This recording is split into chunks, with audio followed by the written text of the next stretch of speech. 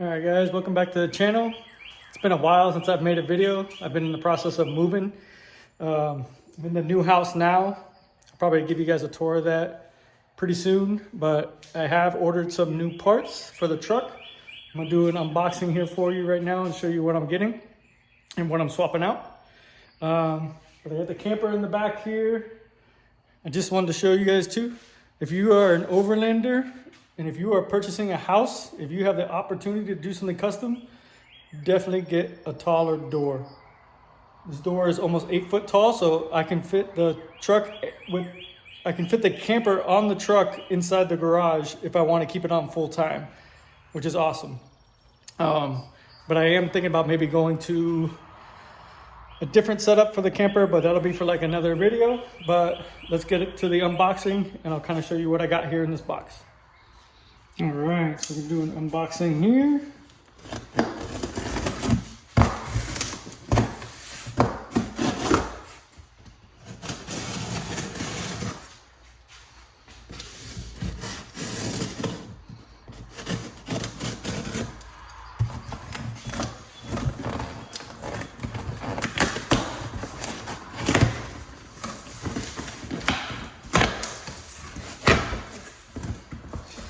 Box got staples in it.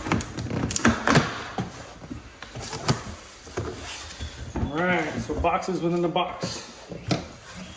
Let me set this down and I'll take these boxes out.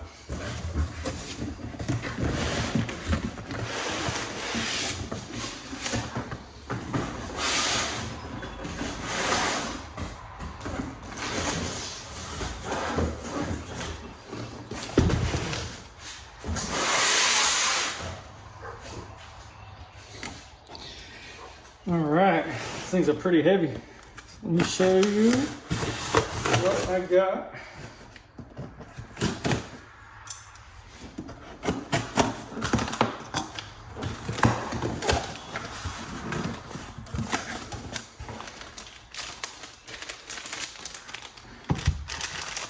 So basically I got some new shocks for the front. Comes with spanner wrench to adjust. And they are by Dobinson's.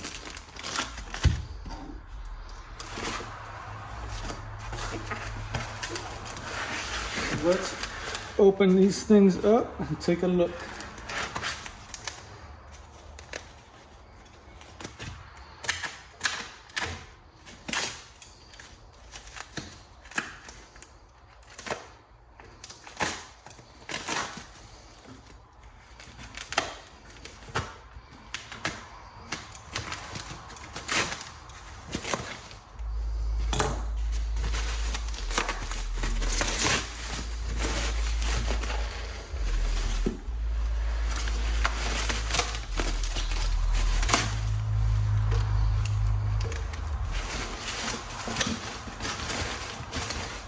Oof, these things are heavy. All right. So I went with the Dobinsons. These are the IMSs with the teal coils. So these are not the MMRs, the remote reservoirs. I don't think I need the remote resis for the type of off-roading and stuff like that I do. I don't go super fast or nothing like that. I'm going usually pretty slow. But I got them in the teal color. So these are the IMSs, the mono tubes. And I'm swapping out my Falcon front shocks for these. So Dobinsons are a progressive shock. The Falcons are digressive and they use the factory springs. So the front ones seem a bit stiff on my truck right now. The rears are nice because they're adjustable. They have three-way adjustables for the Falcons for the rear. So I'm gonna keep those on. Those ride pretty smooth. But the front is just too stiff and too firm for like daily driving. It kind of beats you up over potholes and stuff like that. So these are supposedly gonna be a little bit smoother since they're progressive valves and stuff like that. And so we'll see. I talked to Mike from Exit Off-Road and he suggested going with the 354 coils since I have a front bumper and winch. So these are kind of like their heavy duty coils. Now for the access cab, they don't need to really set them for that much lift. So Basically, these are basically just all the way set at the bottom with no preload. So 0 preload on here. Spring will give it all the load, and shock should work how it normally would without having to over preload the spring for lift. The front should, I'm gonna measure the front and see where I'm currently sitting. But the lift should be about the same. I'm hoping to get maybe about a 1/4 inch taller probably, because I probably lost about a 1/4 inch when I added the winch and bumper. So I'm hoping about to get a 1/4 inch taller with these. But these look super, super nice. The teal looks awesome. We'll see how it looks with the blue. I'm not sure about that, but these are definitely beefy, heavy duty. Now I think these are not quite 2.5s. I think they're 2.3s, which same on the Falcons and stuff like that. But I've heard nothing but good things from the Dobinsons between their springs and shocks. So I'm gonna go ahead and put these on later on this week, and we'll test it out and see how it rides. And then I'll report back, show you guys what kind of lift it gave me and how it's riding. But I'll probably drive it for at least a week to let it kind of settle and to give kind of like my impressions on like how it feels as far as stiffness or plush, or you know, if these coils are too stiff. But again, Mike suggested these from Exit Off-Road, and he said these should ride pretty good. So yeah, so that's gonna be the next mod for the truck. So stay tuned. All right, so today I'm gonna go ahead and swap out my new shocks and springs for the Dobinsons that I have. Removing the Falcons. Should be a pretty easy process. Just remove the bottom bolt, remove the top 3. I'm gonna see if I can take it out just like that. I'm not gonna disconnect my A-arm or anything like that, but I may have to undo the bottom 2 bolts on the lower control arm to give it more droop to be able to pull up the spring, but we will see. So I'm gonna get started on that. Hopefully it's a quick process. All right, got the first side out. Took me probably about 10 minutes, pretty easy. Since I'm not running a sway bar, I didn't have to drop the lower control arm, but I did have to remove the tie rod just to get out of the way so I can pull the shock out of the frame. So now I'm just gonna go ahead and put the new one in and just reverse the process. All right, so I'm just gonna give you kind of a quick side-by-side comparison of the Falcons and the Dobinsons. Again, I went with the IMS, not the MMR remote reservoirs. Shock bodies look to be about the same. Definitely the base here is thicker on the Dobinsons. Spring-wise, Falcons use your factory springs. Dobinsons, you can see, has a longer spring on it. When I ordered mine, I have it set up to give me pretty much the same lift I already have. So I'm hoping I don't really need an alignment after this, but I do have new UCAs on the way that I'll do later on. Just because Mike from Exit Off-Road recommended, just because of droop on the factory ones. Since these springs, these are thicker than what's on the stock ones here. I can tell they are bigger springs, thicker springs. He says you may have contact at full droop with the stock A-arms. So that's why I ordered some aftermarket A-arms, and they should be here next week. All right, guys, so I got this side all done. Last thing to do is tighten up that bottom bolt, but you do that when you lower the truck onto the ground, just to not mess up that bushing that's in there. Now, I did run into an issue, and I didn't realize it, so I probably messed up my tie rod, so I probably got to get a new one of these. But when I was going to tighten down the castle nut again on it, the bolt was spinning inside, and I wasn't paying attention. I didn't notice it. So watch the quick YouTube video. If that ever happens, if the bolt is spinning inside one of these bolts like this, a guy suggested basically putting on a strap and then strapping it back that way, pinning it this way, and that locks down that bolt, and that actually worked. If I would have noticed it from the beginning, wouldn't have had no issues, but I'll probably need to replace that tie rod, that tie rod end anyway, which I'll do when I get the new upper control arm. So not really a big deal, but move on to the next side. But I'm pretty happy. Springs look cool. I wasn't sure about how they were going to look with the blue, but I think actually they look pretty good. The contrast is pretty nice. So move on to the next side, and then I'll probably catch up when it's on the ground. All right, so almost got the passenger side done already. Literally, it's been like 2 minutes. Like once you do it, you know how to get this stuff done quick. Just quick, like, notes.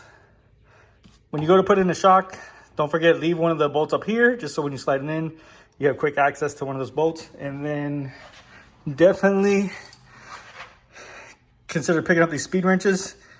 This makes it so much easier, especially with the back bolt under. All right, so I'm gonna finish up now. All right, guys, so now I'm done with the passenger side. This one took me a little bit longer after I got the original Falcon shock out of it. For some reason, I wasn't getting as much droop, and so I couldn't get the bottom eyelid to come through. So I basically loosened the upper control arm.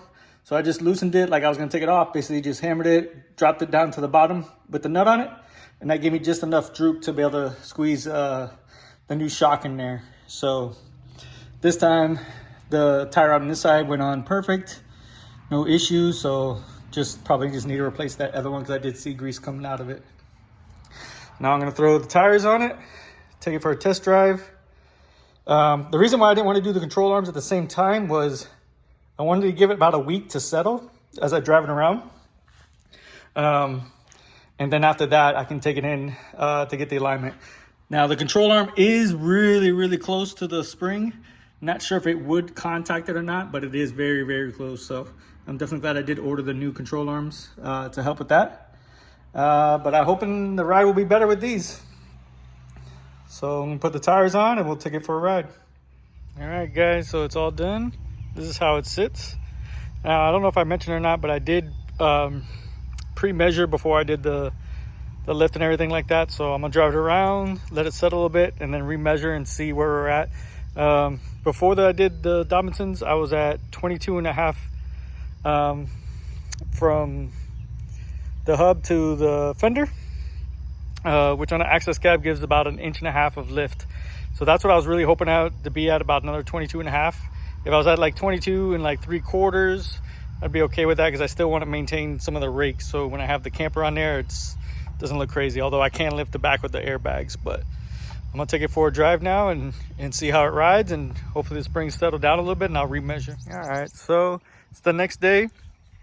I took the truck for a drive for a little while, try to get the springs to settle a little bit, and they have. So I remeasured, and I'm currently sitting from the hub, so the middle of the wheel, to the fender at about 23 inches, which on an access cab is pretty much like a 2-inch lift. Access cabs come from hub to fender, I think usually around 21 inches. Before I put on the springs, when I had the Falcons, I was sitting at 22.5. So currently it's about a 1/2 inch taller than what the Falcons were sitting. I still think it'll settle a little bit. But the stance is really perfect. I like it. I did get rid of the rake, kind of how it's sitting right now, but that's okay. Again, if it settles a little bit more, it'll give me a little bit more of that rake. Plus I have the bags in the back, so when I have the camper on there, I can adjust all that. But let me show you what the springs look like in there.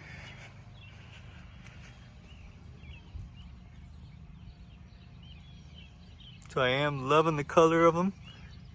And I left a sticker on there just so I remember what springs I did go with. So in case you guys are wondering, like if you go to order from Dobinsons or from Exit Off-Road like I did, I got the 354 springs, which are the heaviest springs that they offer.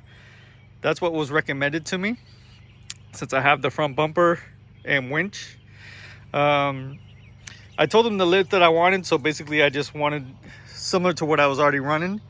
And so they recommended me those with the IMSs, basically set all the way at the bottom, so there's no like preload adjustment. So I think that's really helping me with the ride quality. So there's no preload on it. Shock gets full droop, full travel. I thought it was maybe going to be a little bit too stiff because the 354s are their longest, and actually I don't think they're the longest. But they are their heaviest duty coil. I think they're 730 pound coils, I believe. But the ride so far is excellent. It is really nice. Softer and plusher than the Falcons, which is what I was looking for. These are progressively valved, which the Falcons I believe are digressively valved. So the progressive valve just helps being softer and plusher on the road with like daily driving and stuff like that. and that's really what I was looking for. So that's pretty much it for this for now. I will update when I get the new UCAs in. So I'll be getting those in and installing those also, and then I'll go get an alignment and everything like that. But the stance and everything like that is really looking great.